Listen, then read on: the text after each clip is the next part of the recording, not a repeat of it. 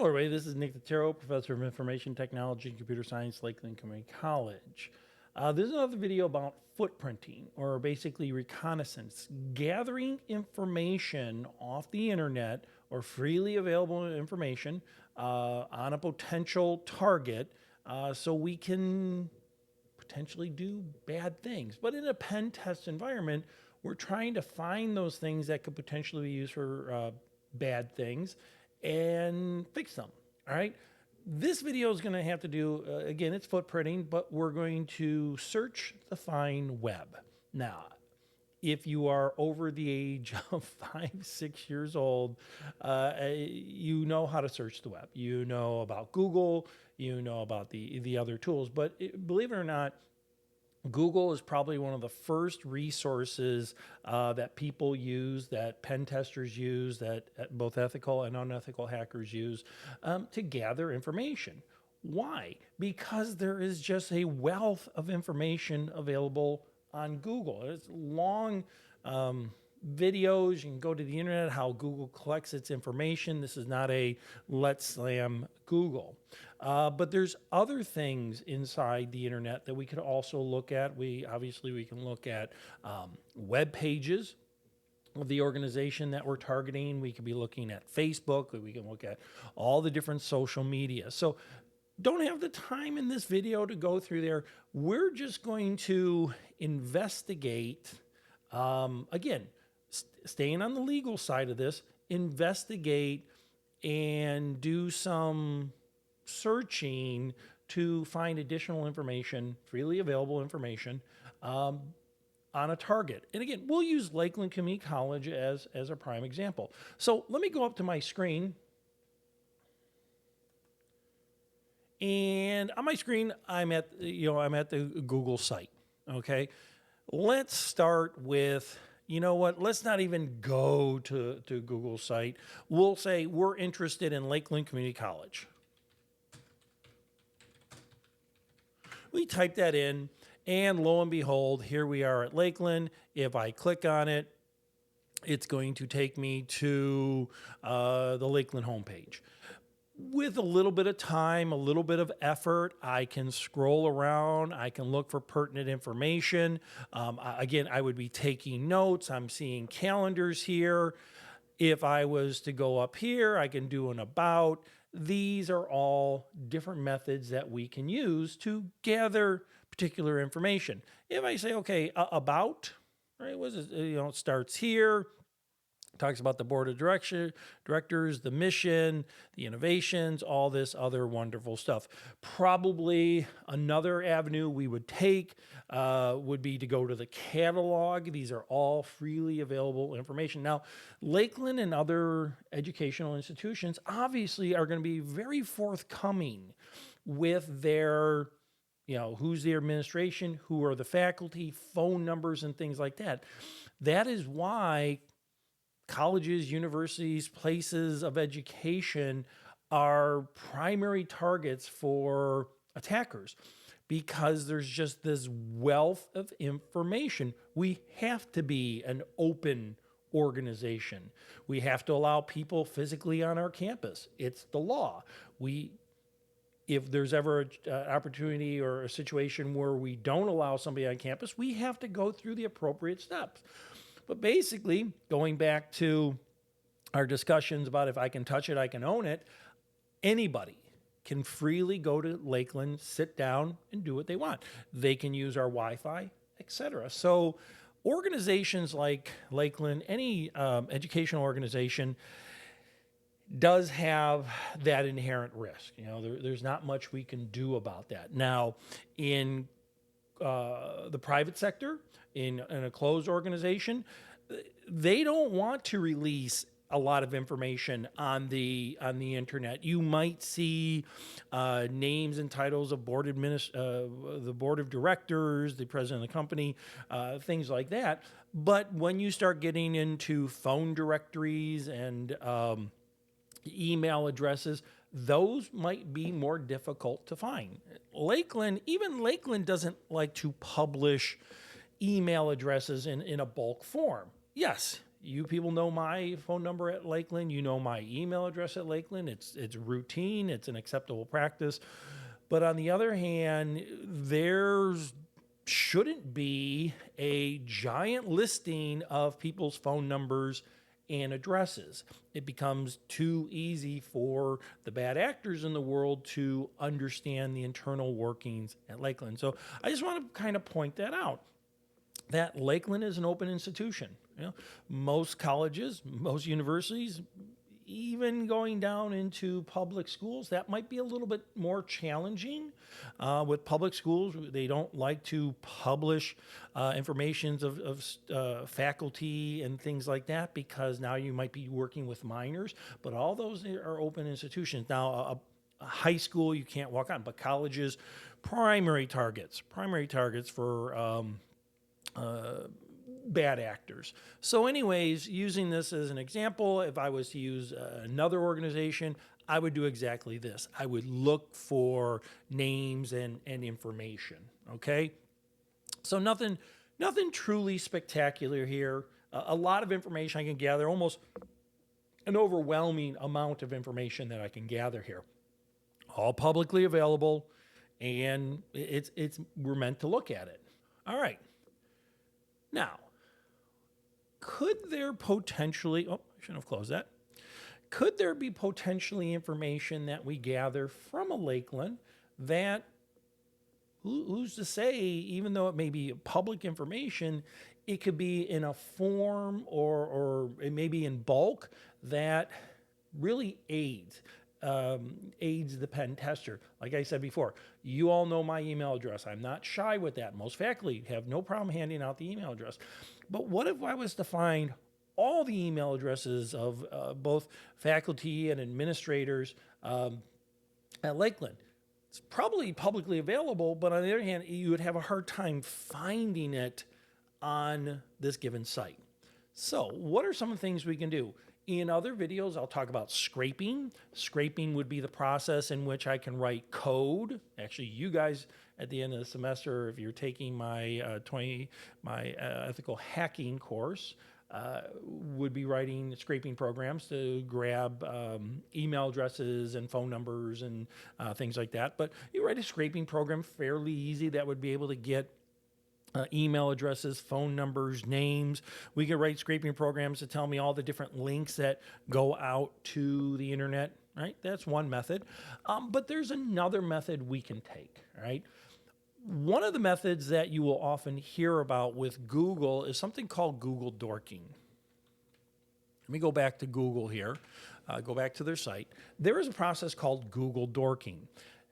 And fundamentally what Google Dorking is, it's a way to make your searches more focused, right?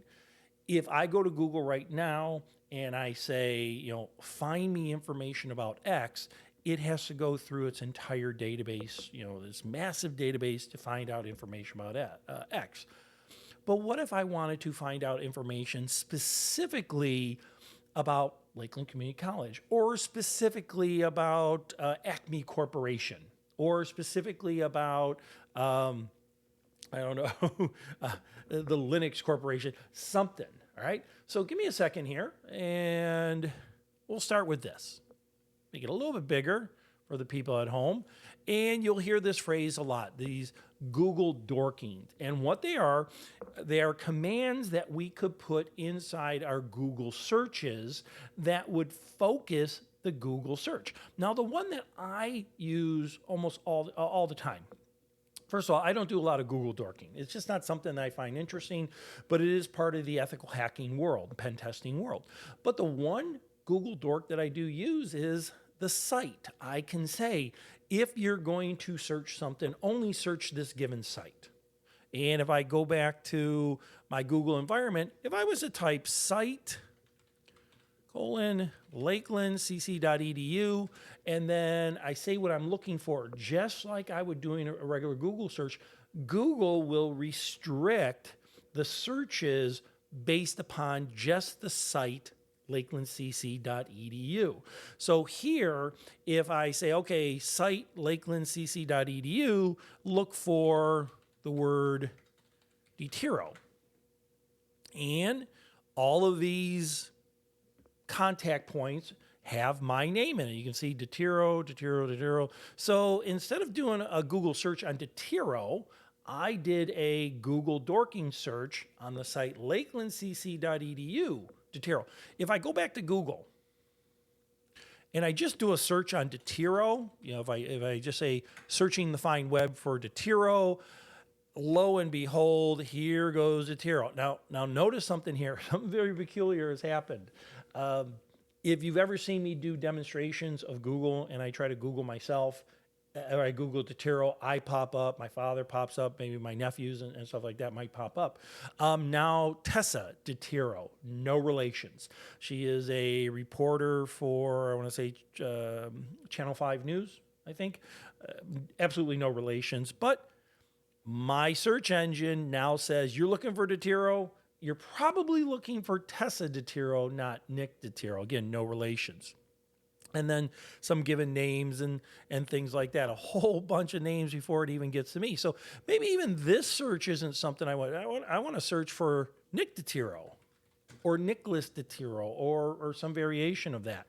So now if I do Nick, there's my name for Lakeland. There's my father's obituary. There's additional names, pictures of me, pictures in a martial arts uniform. So lo and behold, even my dissertation here.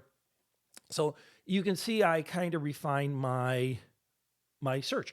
But again, I'm more concerned with the dorking process of saying site lakelandcc.edu, find me Detiro. Again, it restricted or it narrowed down that particular information. And yes, I would want to go through these if possible. But you know what? I'm not an important person. If you saw some other videos of mine, especially the footprinting video, we went out and we discovered a IT administrator's name that basically manages the DNS. That might be an interesting name to work with, but I don't even want to work with this. I'm not going to put that person's name here. I could, absolutely. And lo and behold, here's all this pertinent information, and we can look things up. And Levin College, all right, not good enough. Not good enough. I want to drill down a little bit more, right? I want to, it appears that Levine pops up in a bunch of PDF files. That could be interesting. It's just not files in general, or I'm talking web pages in general. So hold on one second here. Let me go back to this Google Dorking here. We've already done the site, right? There's a bunch of things here about site, but I can look for files with a given name in it. For example, Filetype PDF. Find me all the file types PDF that contain the word password, right? It's a little bit of a stretch. A lot of pen testers, they do that as an immediate search, as one of their first searches, to see if there's any files called password out there. Just on the off chance, very rare chance, very stupid chance that somebody decided to put their passwords in a file and then mount that file to a web page. But it is the first step. I don't want to go there. I want to see if I can find the name Levine in a PDF file on the public side. All of this is a Google search. None of this is breaking the law. None of this has crossed over those firewalls. This is all on the public side. So I want to look for PDF files that are available to the public with the word Levine in it. Remember, we looked up an individual's name. We found an individual's name on the internet, and we're gonna make the assumption of a PDF file. Okay, so let me go back to my Google Dork here. Kind of clean up the screen a little bit. Whoops. And I'm gonna say in the site lakelandcc.edu. And I'm going to cheat a little bit. I'm going to go, okay, go back to Google Dork here. It says, search for PDF files containing the word email, right? So one of the Google Dorks is not only will it search for files with certain names, file names, it will actually go inside those files. Now, that displays some of the things that Google does. Not going to badmouth Google, outstanding organization, but they just don't rely upon the spiders anymore. They have ways of gathering immense amount of information. And one of the information is they actually bury into these files. They look for given words inside these files. And if you notice here, we have this little line here. It says in text, something email, file type. So inside a PDF file, look for a certain, I'm just going to do a quick copy and paste text file, text name. So let me go back here and just paste it here, kind of do a little magic. And I am looking for, the name Levine, the text of the name Levine inside PDF files inside the site lakelandcc.edu. Very restrictive, kind of narrowing things down a little bit. And let's search away.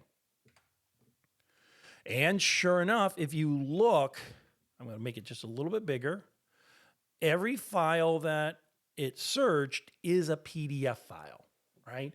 And it ranges, you can see that Lakeland has files, PDF files going back way, way back. Let's take a look at this one. President's Office, Board of Directories, something 20 something. Not quite sure what that file is. So let's open it up. It's going to be a PDF file. We know that. And wow. Now I'm kind of cheating. I'm suspending reality here. I knew that file was going to be there. I didn't put it there, but through my testing, I knew that file was there.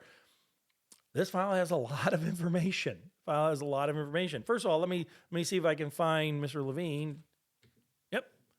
Oh, there he is, David Levine, Associate Director of Administrative Technologies.